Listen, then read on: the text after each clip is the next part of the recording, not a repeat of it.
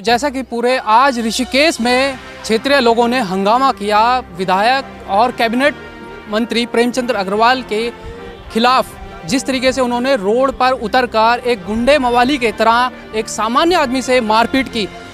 आज उनकी पत्नी और कुछ समर्थक उनके जो सुरेंद्र सिंह नेगी के हैं वो कोतवाली ऋषिकेश में पहुंचे और उन्होंने आरटीआई के तहत सूचना मांगी कि जो एफआईआर लॉन्च की गई है उसमें किस किस के नाम है। तो विधायक कैबिनेट मंत्री मारपीट प्रकरण है, आज उसमें एक नया मोड़ आया है। हमारे साथ सुरेंद्र सिंह नेगी जी के मित्र हैं, आइए उनसे ही जान लेते हैं कि पूरी कहानी क्या है ये। जी धन्यवाद। तारीख को जब इनको सुरक्षा के नाम पर जब पुलिस ने समाज से दूर रखा, तो उसके बाद जब हमने इनसे बात करा कि भाई आपने कैसे ये मेडिकल वगैरह किया कि नहीं किया उनका, तो मेडिकल की कोई पुष्टि नहीं हो पाई। दूसरा, 3 तारीख को सुबह इनको छोड़ा गया तहरीर लेकर के, और जब 3 तारीख को तहरीर दी तो उसमें स्पष्ट मंत्री प्रेमचंद अग्रवाल का नाम लिखा हुआ था। लेकिन उसके बावजूद भी जब एफआईआर हमारे सामने आई तो एफआईआर में प्रेमचंद अग्रवाल का नाम नहीं है। तो ये एक बहुत बड़ा एक जिसको मैं कहता हूँ, इस चीज़ की जानकारी आपको कैसे लगी वो भी बताएं। जी एक्चुअली हम लोग ऑनलाइन चेक करते रहते हैं कि क्या एफआईआर हुई है। तो जब हमने एफआईआर डाउनलोड करी तो हमें ये जानकारी मिली कि उसमें प्रेमचंद अग्रवाल को आरोपी नहीं बनाया गया है, जबकि तहरीर में साफ लिखा है।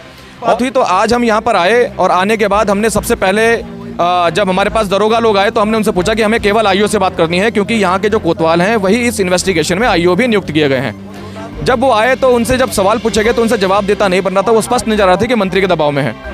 लेकिन जब जनता ने अपना पूरा एकजुटता दिखाई, तब जाकर के जो आईओ खुशीराम पांडे जी हैं उन्होंने जनता की आवाज़ को सुनते हुए कुछ निर्णय लिए और कुछ हमें सूचनाएं दी और उनका नाम दर्ज किया।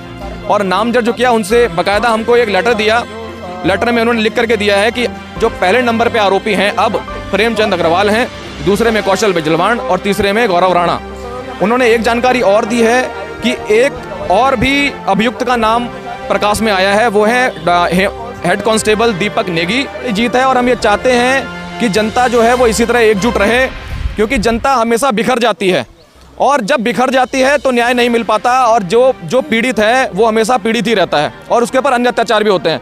तो जनता इसी तरह से सभी से निवेदन है, जैसे आज वो सभी धन्यवाद अभिनंदन के पात्र हैं जो लोग एकजुटता जिन्होंने दिखाई, इसी तरह से उत्तराखंड अपना बिना किसी भेदभाव के अन्याय के विरुद्ध एकजुट रहे, सतर्क रहे।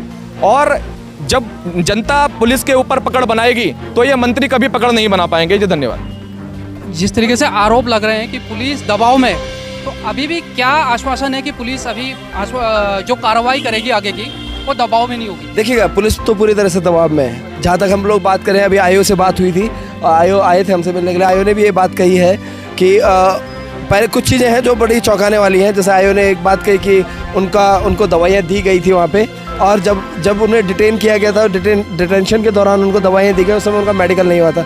तो हम तो ऋषिकेश पुलिस से ये भी डिमांड करते हैं कि वो बताएं उन्होंने कौन सी दवाइयाँ दी हैं, या आईओ इस बात को क्लियर करे या उनकी पुलिस इस बात को क्लियर करे कि उनमें से कौन सा ऐसा पुलिस में सिपाही या उनके कोई पदाधिकारी हैं जो मेडिकल की नॉलेज रखते हैं और उनके पास उसकी पुख्ता डिग्री है और वो दवाई दे सकते हैं। बाकी चीज़ों की बात है कि प्रथम दृष्टया जो नाम जुड़ जाने चाहिए थे उसमें वो नाम नहीं जुड़े। आज जनता के प्रदर्शन के बाद वो नाम जुड़ रहे हैं, तो ये साफ दिखाता है कि इस समय पुलिस किस तरह से काम कर रही है। पुलिस बजाय जनता की सेवा करने के एक पर्टिकुलर पॉलिटिशियन की सेवा कर रही है और उसके लोगों को बचाने का काम कर रही है। कहा गया था उसी दिन सांप भी उनके बैरक में आ गया था, जब उनके सिपाही छोड़ के चले गए, बाकी वो अकेले बैरक में रह गए, तब उन्होंने उस सांप को डंडे से भगाया।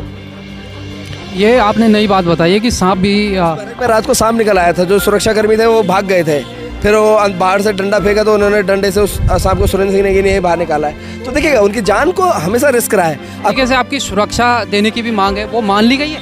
और उन्होंने अभी आश्वासन दिया है कि हम चीता भेज रहे हैं, अगर नहीं पहुंचती है, बाकी सुरक्षाकर्मी नहीं पहुंचता है तो हम भी आंदोलन तो हमारा लगातार जारी रहेगा जब तक ये मुद्दा इसकी परिणति तक नहीं पहुँच जाते हैं। पहले से जो हमने तहरीर दी थी उसमें नाम प्रेमचंद अग्रवाल का नाम अन्य में डाला गया था, उसमें प्रेमचंद अग्रवाल जी का नाम नहीं था।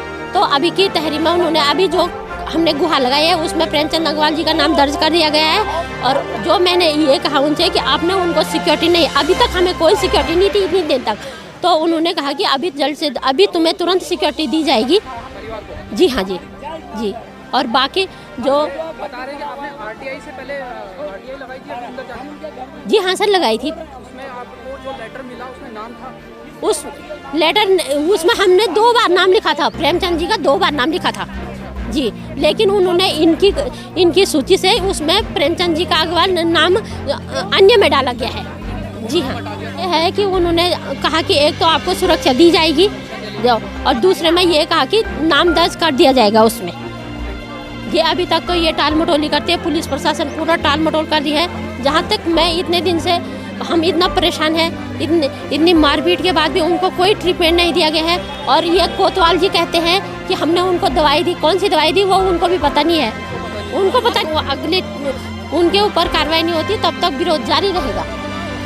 आज पिछले कुछ दिनों से एक घटना जो कि ऋषिकेश सहित पूरे देश के अंदर सोशल मीडिया के माध्यम से प्रचलित है कि एक मंत्री बीच रोड पर 2 लोगों को अपने गनरों के साथ, अपने कार्यकर्ताओं के साथ पीटने का काम कर रहे हैं, बर्बरता से पीटने का काम कर रहे हैं, मवालियों की तरह पीटने का काम कर रहे हैं, गुंडों की तरह पीटने का काम कर रहे हैं। उससे आप देख सकते हैं कि पूरे सोशल मीडिया पर वायरल है।